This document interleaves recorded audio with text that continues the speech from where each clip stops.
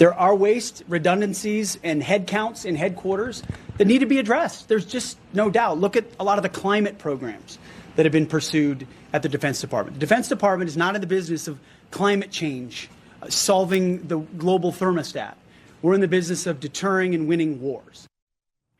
That is Defense Secretary Pete Hegseth. He is primed and ready to open up the Pentagon's books to Elon Musk and DOGE, personally citing billions in waste that he has come across since taking the helm of the Defense Department, with the Pentagon's finances under scrutiny after failing seven consecutive audits. Is DOGE what could maybe turn it all around? For more on this, we're joined now by the Director of Research at the Government Accountability Institute, and author of Controligarchs, Exposing the Billionaire Class, Their Secret Deals, and the Plot to Dominate Your Life. As if that's not a title, I don't know what is. Seamus Bruner, thank you so much for joining us.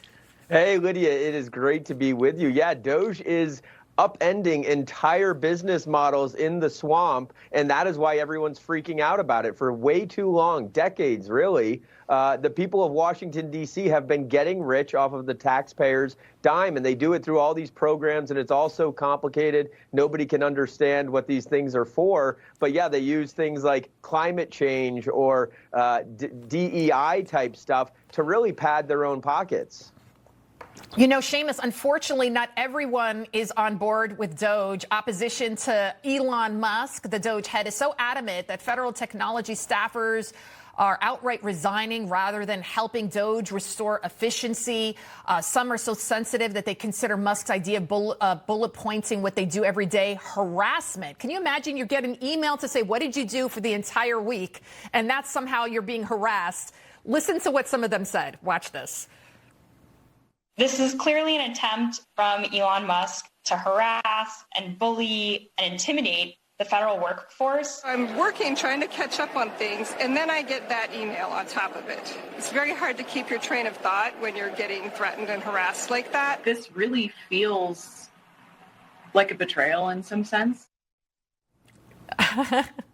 You know what? Also, the media, they didn't cover when people lost their jobs because of the COVID draconian mandates, right? All these people lost their jobs and people were losing their homes and their cars, you name it. They didn't cover those sob stories, but you're seeing CNN, CBS News, you name it. They keep talking to all these government workers that are losing their jobs, and they're saying they're being harassed because Elon Musk sent you an email to list 5 things that you did for the entire week.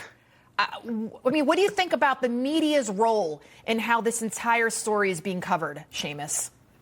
Yeah, the media is in on it. We saw that with USAID. They are getting money. I saw that a number of outlets got money for their climate change departments. They set up a climate change department, and then they get government money. So, and we know, stations like NPR obviously are taxpayer funded, but it was really shocking stuff to see that USAID was funding media, not just in the United States, but all around the world. And so, yeah, there is this political media class that gets rich off of the taxpayers. And of course, they're mad at Elon Musk for exposing it. And I think he should keep going. I mean, looking into the Pentagon, you're going to find a lot of money, tragically, is wasted there.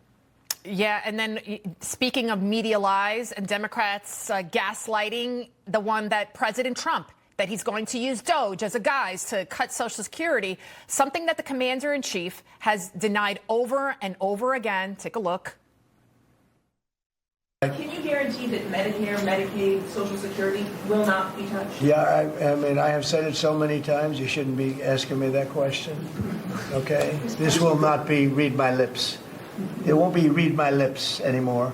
We're not going to touch it. Now, we are going to look for fraud.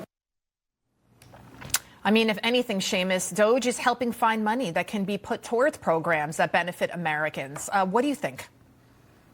Yeah, absolutely. Of course, he's not going to touch senior Social Security, but we saw that there are a shocking number of people over 150 years old, meaning they're dead, who are still able to get Social Security checks. And so that's the kind of either waste or fraud or abuse that needs to stop. And it's the same thing with the other entitlements. Of course, they're not going to be cutting, people who need it and people who are struggling. But if there is fraud going on, that needs to end. And there is so much fraud going on, in the healthcare community. Like, they busted doctors. There were 2 doctors busted in New Jersey who had somehow stolen $1.2 billion.